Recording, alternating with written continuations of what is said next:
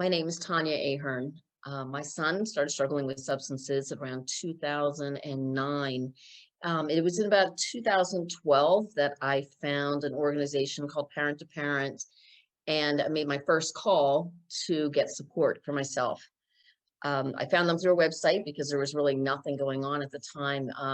We didn't really hear about, if you were a family member or if somebody was struggling, we didn't really hear about resources. So I made my first phone call to parent, and I'd say that was the beginning of my healing.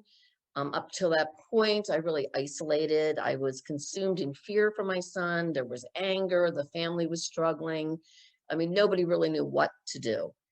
I called them, and I think I cried for 2 hours on the phone with the woman, one of the founders that answered the phone. It was the first time I could really just release what I was feeling.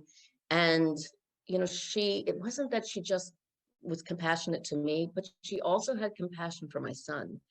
And I thought, it was different than anything else, anyone else, to have somebody understand my son as well and not say, you need to throw him out, you need to cut him off. It was about how do we heal together?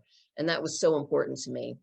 And eventually, I realized that the real issue with my son, and it took a long time before anyone really brought this out, is that it was mental health. And he really struggled with mental illness. And as a result, he was self-medicating with substances. So it became my mission to really create awareness about the mental illness side and how the underlying issues were the real issues. And as I learned, I started teaching other family members because so many of us were consumed in fear. I have so many friends, probably 40 friends who have lost children. So I understood, the fear is real. But I wanted us to learn together, and so anything I learned, I would send it to the families. I would tell the families, and we would learn together. And part of that was trying to get rid of that stigma, but also for them to understand where their children were coming from and why this was so hard. My first introduction to the Mental Health Association in New Jersey was a press conference I was asked to speak at on behalf of family members for NJ Connect, a call line for family members with substance use disorders. And eventually I went to work for the Mental Health Association, and the NJ Connect evolved, and we started looking at how we can help families more.